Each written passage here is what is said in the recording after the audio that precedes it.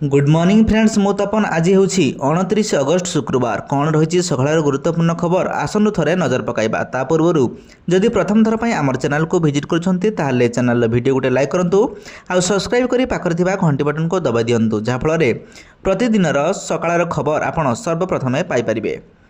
मंदिर रे निया पुड़ी गले तीन ठाकुर जगन्नाथ मंदिर रे भयंकर अग्निकांड निया रे जलिगले तीन ठाकुर सेवायत संध्या आलती बेले जो दीप देते से दीपरू निया लगी आशंका करा जाउछि। एही भयंकर अग्निकांड ब्रह्मगिरी कांडगोदा गाँ मंदिर रे थिबा जगन्नाथ मंदिर रे होइछि जेउठारे निया रे तीन ठाकुर महाप्रभु श्री जगन्नाथ बड़ भाई प्रभु बलभद्र व भौणी सुभद्रा पुड़ी हो जाइछन्ति।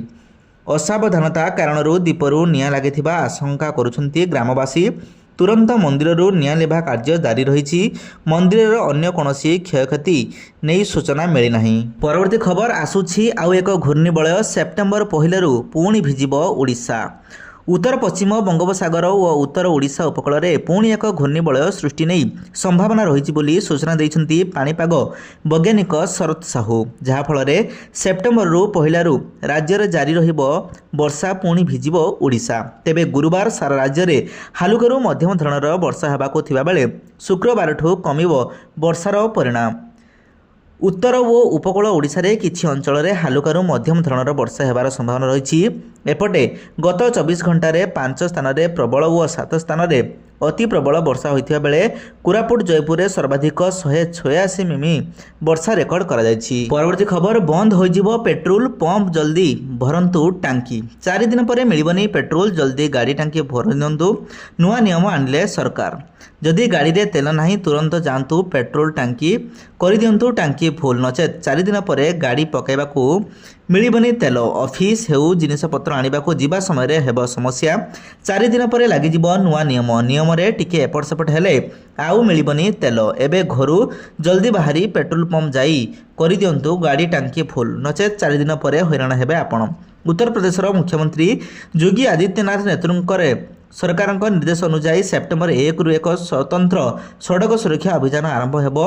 नो हेलमेट नो पेट्रोल आरंभ हेबा जहां सेप्टेम्बर 30 पर्यंत चलिबो। बुधवार लखनऊर जारी सरकारी विवृत्ति अनुसार जिला मजिस्ट्रेट नेतृत्व में जिला सड़क सुरक्षा कमिटी सहित समन्वय यह अभियान चलिबो। सरकार यह निर्देश यूपी रे समस्त 75 जिले में जारी हेबो। मोटरयान आईन 1988 धारा 229 दुई चकिया जान चालक और पछपटु बसी व्यक्ति को हेलमेट पिंधा को बाध्यतामूलक करिछि एवं धारा 194 डी उल्लंघन पर दंड व्यवस्था रही। सुप्रीम कोर्टर सड़क सुरक्षा कमिटी मध्य राज्यगुड़ी को हेलमेट नियम पालन को प्राथमिकता देवाक परामर्श दि जाइछि। एही अभियान माध्यम सरकार दुई चकिया जानर यात्रा करने समय लोक हेलमेट पिंधा उत्साहित एवं सचेतन करने को चेष्टा मध्य करिसेंति। परवर्ती खबर आज 2 दिनिया जापान गस्त प्रधानमंत्री मोदी अपेक्षा प्रवासी भारतीय जापान गस्त जीवे प्रधानमंत्री मोदी 2 दिनिया जापान गस्त करेंगे। मोदी आज प्रधानमंत्री नरेंद्र मोदी जापान गस्त देथिबा बेले आज मध्यरात्रि से जापान अभिमुखे बाहर बोली सूचना रही। तेबे आज राति बाहरी आसंता काली पहुंचे मोदी एवं 29-30 2 दिन जापान रे रहिबे। मोदी प्रधानमंत्री हेबाठारू यह तांकर अष्टम गस्त हेब। सेपटे चीन गस्त भी करेंगे मोदी।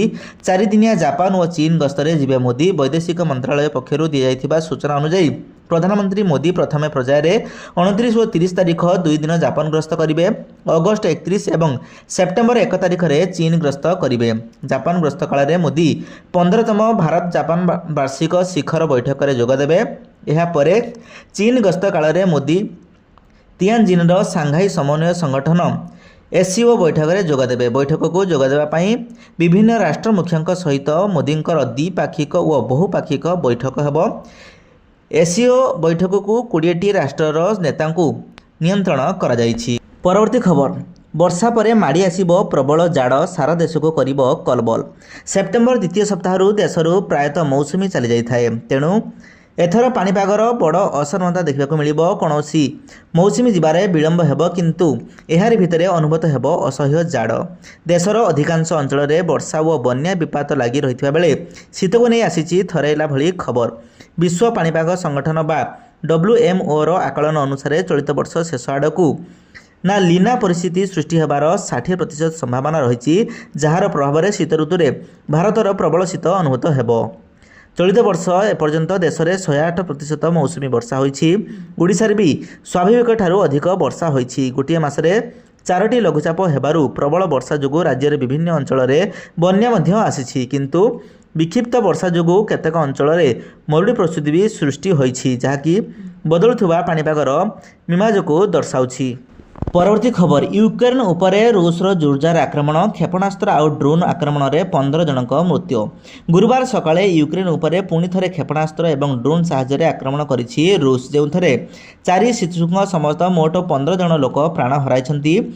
एही घटना उपरे प्रतिक्रिया दे राष्ट्रपति भोलोडिमिर जेलेन्स्की कहिछन्ति जे युद्ध समाप्त पाई कूटनीतिक प्रयास मध्यरे रूसर उत्तर रहिछि। आक्रमण में यूरोपीय यूनियन मिशन एवं ब्रिटिश काउंसिलर मुख्यालय समेत 7टी जिलार कोठा क्षतिग्रस्त होईछि। यूक्रेनीय सेना कहिछन्ति आमर वायु प्रतिरक्षा प्रणाली देशव्यापी रूस द्वारा प्रहार कर जाउथुबा प्राय 600 ड्रोन मध्यरु 563 एवं 31टी क्षेपणास्त्र मध्यरु 26टी खसाई दियाଯାଇଛି। परवर्ती खबर बाजिबा परे कैंसर पीड़ितांक सहायता पाई मुख्यमंत्री को घोषणा। दुख शुणिले मुख्यमंत्री, कैंसर पीड़िता शिशुर समस्त चिकित्सा आयुष्मान भारत योजना रे करने को निर्देश। आवश्यक हेले मुख्यमंत्री रिलीफ पांठि अर्थ मंजूरी करा। समस्त साहाय्य जोगाई देबाकू स्वास्थ्य विभाग और सीएमओर वरिष्ठ अधिकारी को निर्देश। पुअर अवस्था देखि सही पारनाहांती बापा माँ, जीवन बंचाइबाकू आकुल निवेदन करिसेंती बापा। दिल्ली एम्स रे पुअर बोन म्यारोर हेब चिकित्सा, जहाकू नहीं चिंतार पड़िछंती पूरा परिवार। मेडिकल बेड रे 10 वर्षर पुओ साईराम, पुओ को बंचाई दिए कही अनुरोध करुछंती बापा। मृत्यु सह संग्राम करुछि जटणी बजार निकट धर्म सागरर रमेश चंद्र चंपतीक 10 वर्षर पुओ साईराम। भुवनेश्वर परे दिल्ली एम्स रे रक्त कर्कट रे चिकित्सा हेउछि। रमेश चंपती जड़े ऑटो चालक, जटणी रे ऑटो चलाई निजर जीवन प्रतिपोषण करती। तांकर डाक्तर कहिले पुओ साईराम बोनम्यारू ऑपरेशन हेबो। चिकित्सा पाई 15 ରୁ 20 लाख टंका रही आवश्यकता। यह मात्रा टंका किभली जोगाड़ करेंगे, किपरि पुअर जीवन बंचाइबे सेथिपाई निवेदन करने सह साहाय्य भिक्षा करिसेंती साईंक बापा। कौनसी सहृदय व्यक्ति सहयोगर हाथ बढ़ाइबा को चाहूले तले दिया नंबर रे साहाय्य करने को आपण अनुरोध करायाउछि। रमेश चंद्र दंपति को फोन नंबर हेउछि फोन पे नंबर 9438308932 रे जोगाजोग करिपारिबे। बंद होइजिब मागणा राशन। ओडिशा रे राशन कार्डधारी एक गुरुत्वपूर्ण खबर आसी। जदि आपण मागणा चाउल और गहम पाइबाकू चाहते तेबे अगस्ट 31 पूर्व ई-केवाईसी प्रक्रिया समाप्त करने जरूरी। 5 वर्षरू अधिक बयसर समस्त लोकंकर केवाईसी करने जरूरी। जदि यह करा जाए नहीं तेबे रेशन कार्ड बंद होइजिब और मागणा राशनर सुविधा मध्य उपलब्ध हेब नाही। एथिपाई प्रथमे 30 जून शेष तारीख स्थिर करा जायतिला, जहाकू परे 31 अगस्त करा जायतिला। लोकंको ई-केवाईसी पाई 3 मास समय दिया जायछि।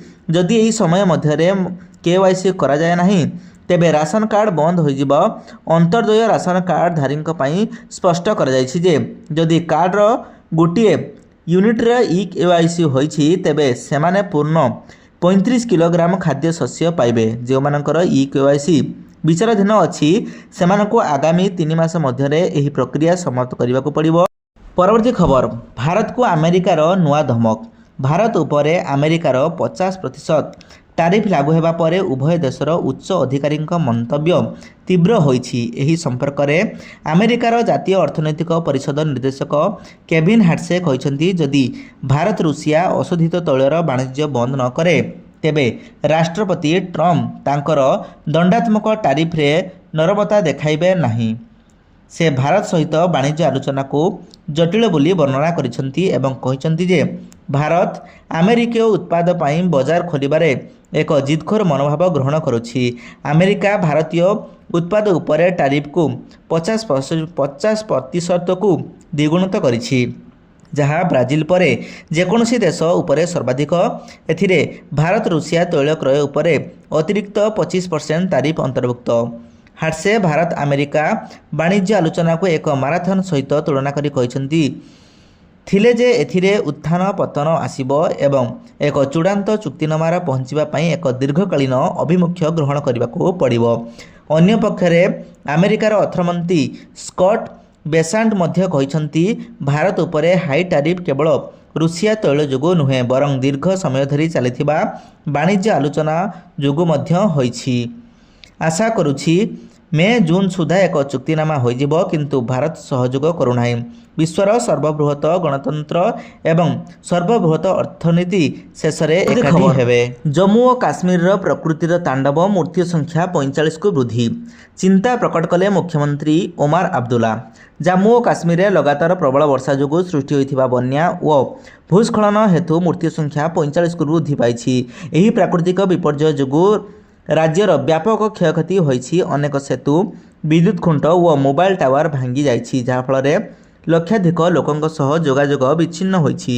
एहा सह कटरारे माता वैष्णोदेवी तीर्थयात्रा पथरे एक बड़ धरणर भूस्खलन में 34 जनकर मृत्यु होइथिबा बेले 20 रु अधिक लोक आहत होइछन्ति। अनेक लोक एबे भी माटी तले चापी होई फसी रहिथिबा नै आशंका प्रकाश पाइछि।